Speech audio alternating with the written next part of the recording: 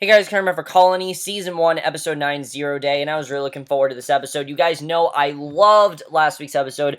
Episode 8 was it was incredible. I mean, we got a whole bunch of reveals, a whole bunch of things changed, and it really seemed like we were in for a crazy final two episodes. And this episode was crazy, don't get me wrong, but I will say it is by far my least favorite episode of this season because of the fact that I felt like we were missing something this entire episode. Like, this entire episode, I felt like, wait, what? How did we get from here to here? It seemed like we were setting up for this, in the finale, and like this was going to be the ending of this episode. That would be fine. But this entire episode was crazy, and I'm sure the finale's going to be crazy as well. And that's fine, but again, it really felt like we were missing something, and I don't know what it was. It just, this entire episode, I felt like I was missing something, and I gotta say, there were some very out of character moments in this episode.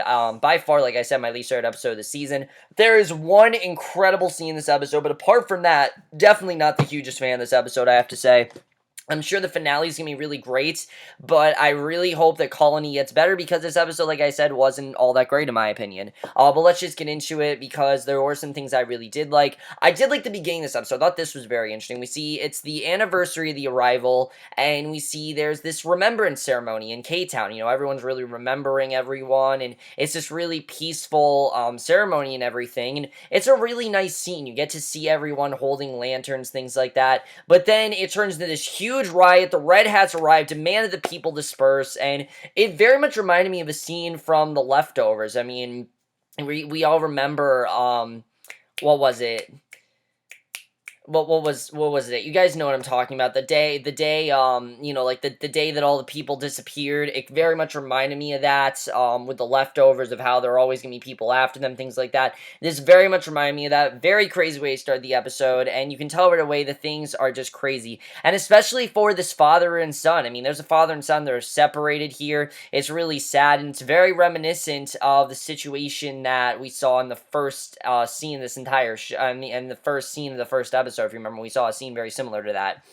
So Snyder's already on edge with a VIP visitor arriving soon. He needs peace, not chaos, and Jennifer tells him that there may have been 4 or 5 incidents that may have been coordinated, and Will and Beau then look at the rising tide of resentment in the block as an opportunity to get Snyder to buy their story about what happened to Quayle, as well as laying the foundation for them to escape, because obviously Snyder doesn't want to deal with any more chaos, so they have to try to make Quayle's story sound as peaceful and not as crazy as possible. So they tell Snyder that they believe a new cell may have a setup outside the colony, and they say that they have a reliable source, an informant whose cousin signed up with someone willing to offer cash and weapons to anyone in the block willing to fight the occupation in the LA block, and the guy said that he went to meet with someone in the building in the old downtown.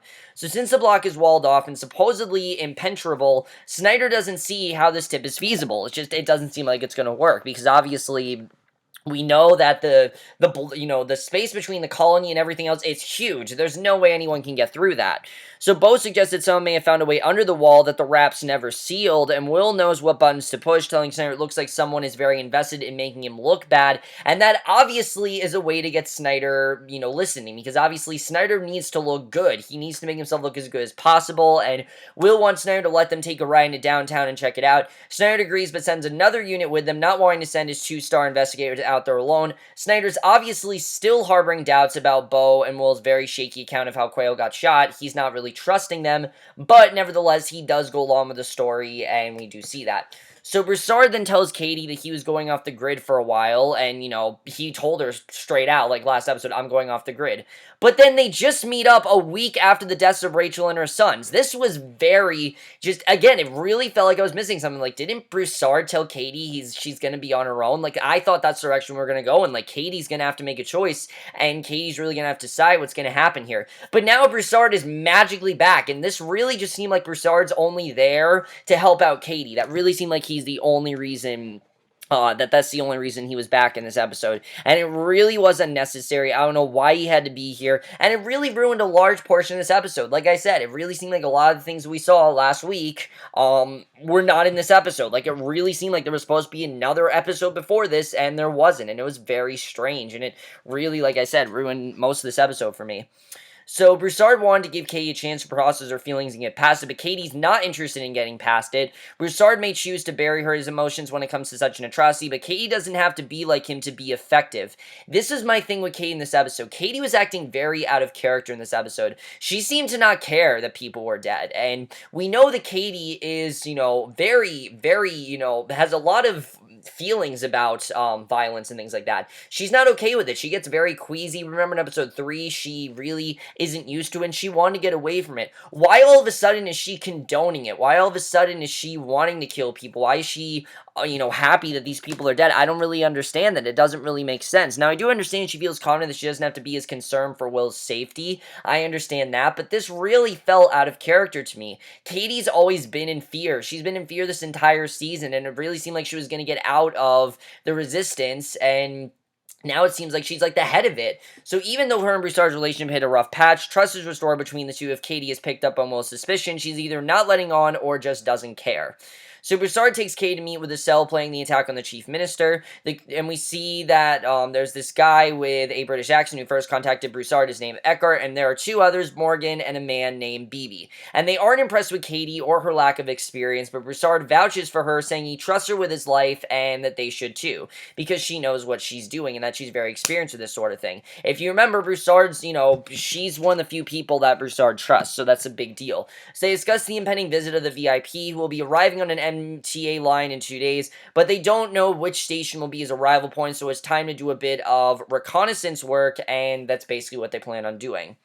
Now, the VIP, are they talking about the Governor General? I really don't know, because to me, if you remember the one episode, Helena told, Snyder straight out that the Governor General is the controller of all this. Like, he's the one that's in control of everything. He's the big man that rules the entire colony, and that he's the one that everyone looks up to. So is the VIP the Governor General? Because if so, that's very interesting, I have to say. Definitely, I really do like, I definitely am interested in seeing what's going to happen there. Like I said, this entire episode, I couldn't tell what was going on, because it just was very confusing to me. It just felt like we were missing something. Really, it was. So then we get back to the storyline that I've said before I don't really care about. Maddie's still working for Charlotte, driven by jealousy, but Charlotte is driven by jealousy and insecurities, determined to make the job as unpleasant and demeaning as possible, because of course she knows that Maddie is having sex with her husband and that Charlotte has to watch, and Charlotte insists that Maddie clean up her kitchen,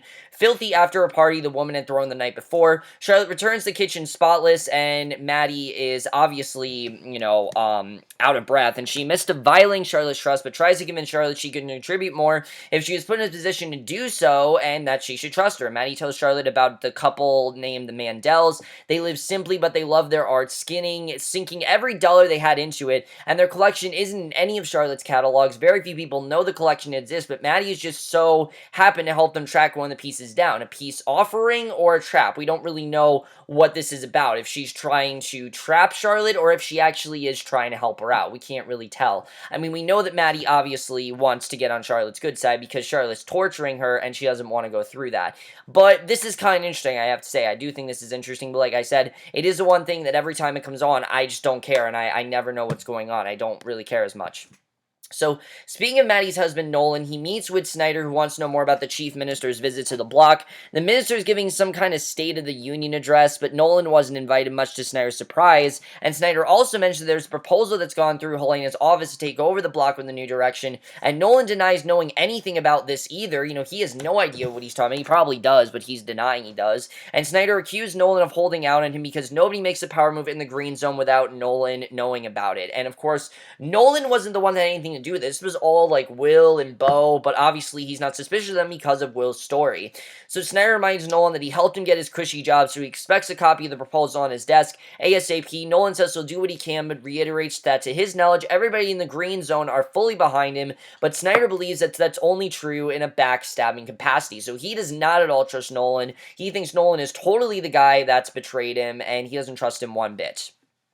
So Will, Beau, and a platoon of Red Hats make their way out of the block with sirens wailing. They arrive at the building where their informant's cousin supposedly made contact with the outside cell. Will and Beau head to a top floor, stage a fake shootout, and members of the other unit arrive. Beau says there were two shooters who took out the back, but they got away. Will says the fictitious cell members were working on something and suggests they take a look around. They find a map with marked locations of at least 4 of the largest zero-day attacks, and these mean that the attacks were coordinated and their informant's intel was good. So obviously they want to find out what's going on, where these zero-day attacks are coming from, and obviously, these attacks were staged. They were simply, they were all staged. This wasn't something that just randomly happened, and definitely that intel, was accurate. So Will and Beau catch another break when Snyder informs that he sent Homeland's Engineer Corps out to look for weak spots in the wall, and they found that the tunnel under the Department of Water and Power that Bram and Paya has been used to smuggle in supplies, and I knew that was going to come back into play. I mean, I knew that somehow Bram and Paya, that whole thing was going to come back into play, and it does. Snyder assumes that this is how the imaginary cell is getting in and out and wants to shut it down, but Will urges them that they should exploit it, and he and Beau search the tunnels and find the opening and start to see a bigger picture coming into focus, and, they know that there's something obviously in these tunnels. So Broussard and Katie's new cohorts have done their research, and the Red Hats are swarming the MTA line. This confirms the intel, and they figured out when the shift changes occurs. Katie wants to know how Eckhart, BB, and Morgan got all their information, and the three of them are super geeks to develop a micro UAV that looks like a bug, and I gotta say, I don't think this was the episode to introduce new characters. It really wasn't. If you're introducing new characters in episode 9, it's usually not the time to do it. I don't really care about these characters at all. I really don't, especially what happens to them in the end of the episode. I don't care. So one of the two prototypes flew into this Homeland Security headquarters a few months ago. They play a recording that has bits and pieces of conversation about the VIP. The battery died a few weeks ago, but they were able to gather other intel as well. The name of the recording is Hyperon, but they don't know it is actually the Chief General. So Eckhart wants to abduct Hyperion from the Metro, but before he reaches his final destination, their plan is to enter the subway and detonate a bomb, and during the resulting chaos, snatch Hyperion. Now, obviously, this is the Chief General. They could end up in really big trouble. I mean, we're talking like assassinations, things like that, if they kidnap him. So who knows what could happen there. So our patrons party upstairs at the Yonk. Katie engages in target practices. Now, hold the phone. I thought the Yonk was destroyed. If you guys remember that one episode, the Yonk was destroyed. Why is it randomly back? Again, I felt like I was missing something here. Why is it back? It doesn't make sense to me. So, Katie engaged in target practice with Broussard in the basement. He continues to try and make Katie understand why she is to take emotions out of the equations. He's also offering her one last chance to get out, that this is her last chance if she wants to, and I would think that Katie would. It really seemed like last week she wanted to get out, and I like that Broussard said, look, you want to get out, this is it. And Broussard didn't have anyone to warn him the decisions he was about to make would result in him going through life alone. He's trying to be that person for Katie, and I like that Broussard told her that he doesn't want to go alone. He wants to be Katie's accomplice, and the road she's heading down will change her, and there's no coming back, and she needs to understand that if she keeps going down this road, she's gonna have to do this alone, and that she's gonna have no allies, and she's gonna lose everyone. But Katie, again, just seemed very stubborn. I don't really know why Katie wants to go through this. Does she believe what she's doing? I mean, again, it just really didn't go with Katie's character, and everything we've been seeing with Katie's character, it just didn't really make much sense to me. So Maddie's tip pays off. Charlotte accrues some valuable pieces, and there's one in particular Charlotte plans to keep for herself. Maddie has figured that Charlotte's stockpiling pieces and lets her boss know she'll keep the one that Charlotte covets off the books. The next day, Snyder arrives at the house with some Red Hats and is greeted by Nolan. A search reveals a Goglin, a painting that Snyder knows that Charlotte should have turned over to their hosts, and Maddie sets Charlotte up, but when Charlotte tries to pin the deception on Maddie, now I knew that Maddie obviously was going to get revenge here, she tells Snyder she's just a lowly assassin, and Nolan also throws his wife to the wolves, telling Snyder he knew nothing about it either. They take Charlotte off, presumably never to be heard from again, and basically Charlotte's gone. So Maddie's now free, and I don't really know how to feel about this. I honestly, I don't know how to feel about this. I mean, Maddie's supposed to be a likable character, and again, I understand this was just her way to get money for insulin for her son, but this really seemed like this was something that Maddie genuinely wanted to do. Like, she wanted to kill Charlotte, and I don't understand why. Like, does she suddenly have this attraction to Nolan? Just all of this, to me, it just didn't really make a lot of sense, I gotta say. I wasn't really as into this. as I wanted to. I have to say, I just like I said, I'm not into this plot, I have to say. So Katie prepares for the big mission, asks Bram to stay home, watch his sister. He wants to know where she's going, but she refuses to tell him, but promises she will one day. She gives him a number where he can reach her in case of an emergency, hugs him goodbye, presumably forever. Like he's probably never gonna see her again. And again, this just felt very out of character for Katie. She's been doing all these things for her family, and now she can't get out. I mean, she knows that. And Kate sits down with Gracie, who tells her mother she shouldn't worry about Charlie. He's gonna be okay. All the kids are, because they are the rap's favorites. They need them. And Katie notices a book, asks Gracie what it is, but Katie insists she can't show it to her. It's a secret. Lindsay has slowly been brainwashing Gracie, and we can't see what's in the book, but after taking a quick glance, Katie gets very upset, and not nearly as distraught as her daughter, who freaks out when Katie takes it away. And it's clear that she is hiding something, and we don't know how or, what Lindsay did to her, but Lindsay clearly brainwashed her, and that's very interesting to see how that'll play out, because that kind of came out of nowhere, but it's an interesting direction to take Gracie in. Gracie hasn't done much this season. She kind of just been the daughter, but this really gives Gracie a lot more to do next season. I hope that we continue this brainwashing, because this is definitely very interesting. So Will arrives home, and we get by far the best scene in this episode. If I had to pick the highlight of this episode and the scene that I completely focused on the entire time, it would be this scene. This scene was incredible, this scene between Will and Katie. I've said it before, the best scenes in Colony are not the action scenes. There are some very good action scenes in the show, I'm not saying that, but for me, the best scenes have always been the confrontations and Will and Katie trusting each other. Those have been my favorite scenes, and this scene was just great. Will arrives home. Katie shows in the book Lindsay has been indoctrinating Gracie, who now worships the Raps and thinks that the Raps are good people and that they should help them. And Will tells Katie she doesn't need to worry about it anymore. The plan he's been working on is coming together. Katie, Maddie, and the kids are going to Beau's cabin in Big Bear. When Katie questions where Will will be, he says we'll be getting Charlie and then meeting them there, because obviously, again, the main goal was to get Charlie. And Katie thinks that he's lost his mind, that there's no way this is going to work. And here, she's very reluctant to go, gives Will the perfect opportunity to confront her about her involvement in the resistance. She said she did to protect him, but Will accused, and I love that finally she came forward, because it's clear that Will just wanted her to come forward. He just wanted her to admit, look, I know what you were doing, okay? Just tell me what's going on. And finally, she says, I'm in the resistance, which he already knew, and he's not, he knows that. And finally, we get that fallout, which I was so happy about.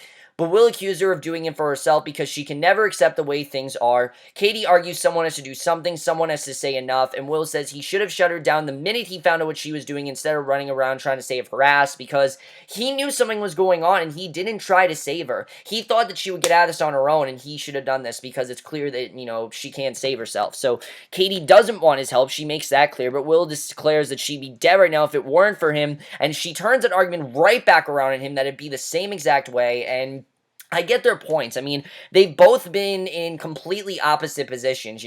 Will's been fighting against Will's been fighting against the resistance, and Katie's been fighting with the resistance. And in many ways, they are helping each other. Katie did this for her family. But now it seems like she's really doing it because she wants to continue, and I don't really understand.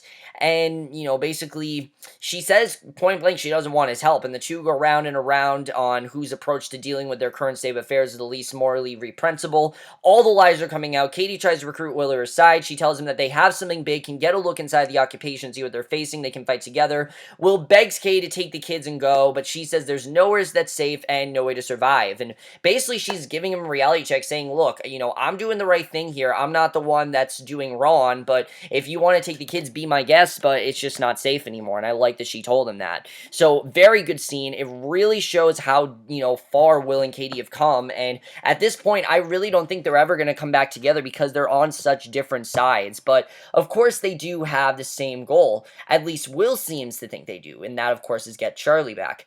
But honestly, I don't even know if Katie is as interested in that. I mean, obviously, the beginning of the season, yeah, but now it seems like they're not as interested in getting Charlie back, and we'll have to see, she's not as interested, at least, in getting Charlie back, and we'll have to see what happens to that, because that's going to be very interesting. I can't wait to see where that goes, and very interesting to see what's going to happen with that, because that's going to be very interesting, I have to say. Because overall, I mean, it's really getting crazy there. So Nolan delivers a proposal. There's a list of possible replacements, and Snyder tells Nolan they have a fight ahead of them if they want to keep their jobs. Nolan's ready to sharpen the knives, and he's going to do pretty much what Snyder tells him. He knows that he's already on thin ice, and if he doesn't do what Snyder tells him, he knows he's going to go to the factory. And of course, when you go to the factory, we know what happens because of what we saw in the last episode.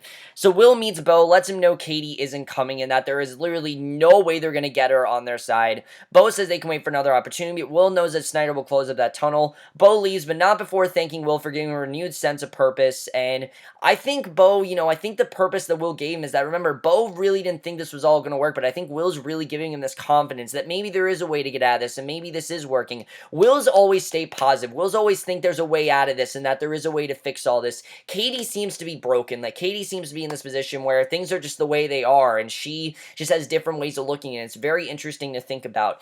So Katie, Broussard, and the other insurgents begin to execute their plans. Katie doesn't hesitate when it comes time to shoot a guy in the head. Literally, she shoots him in the head. And again, very out of character. We know that Katie would not have done that a couple episodes ago. I think it's crazy she just straight up shot him like that. She and Broussard head into the tunnels that the others in. They put the explosives in place as the train approaches. They get out of harm's way. The bomb just goes off. The plan was to just nudge the train off the tracks, but it was BB's first bomb. He underestimated the outcome, and everyone on board appears to be dead, including the VIP, which gives our first fleeting glance at a wrap, and basically we see that the VIP's now been killed, and that's how the episode ends.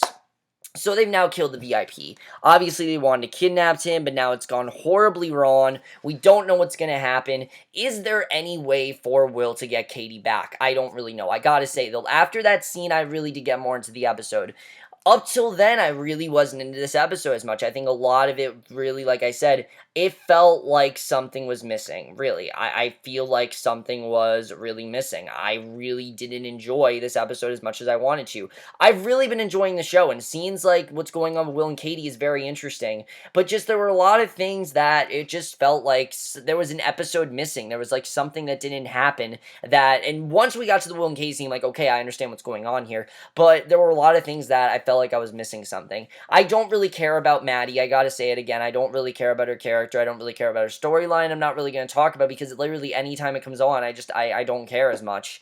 But let's talk about Nolan, because Nolan's going to end up getting himself to the factory. He really is. Obviously, Snyder is suspicious, but he doesn't realize that Nolan had nothing to do with this. This was all Will and Beau, and it's clear that Nolan's just trying to cover for them. That's really what's going on. Will seems to think that Katie, he is going to get her on her side, but I really don't think there's a way to do that. Him and Katie just have such different viewpoints, and I don't think that's going to work. We'll have to see what's going on there. Will and Beau now know about the rabbit hole. I kind of wondering if Bram is going to help them somehow. We'll have to see what's going on there. Now, of course, we know the plan was to get Bram and Gracie away, but I kind of feel like Bram's going to help them out. Now, Gracie being brainwashed, this is very interesting, and I don't know if they're going to be able to help her, or I really feel like it's just going to get worse for Gracie. Again, Will even thinks there's a way to fix that. Will thinks they can fix everything because he's just a very positive person, and it's clear that Katie is just looking at things the way they are and thinking, there's really no way out of this, but Will wants to think there is, and even if there's not, like, I feel like deep down Will knows there's not really a way out of this, but he wants to hope there is, and that's why he's just so positive when it comes to this stuff. So overall, guys, I don't know what's gonna happen in the finale. I really don't. I'm interested in seeing what's gonna happen in the finale overall. Definitely really interesting stuff. Is Katie gonna stick with Will? I don't really know. We'll have to see what happens with that. Are they gonna get back Charlie? Like I said, I don't even think Katie's as interested in that anymore. We'll have to see what's going on there. But overall, guys, I know what you guys saw this episode. Really didn't like this episode that much, I have to say. I thought like the last 6 minutes were really great, but other than that, not a huge fan of it. I'm definitely looking forward to the finale tomorrow, and I will see you guys in my next video, which will be for the season finale of Girl Meets World. Finally, I know you guys have been waiting for it. Finally, that'll be my next review, and I will see you guys for that. Okay, bye.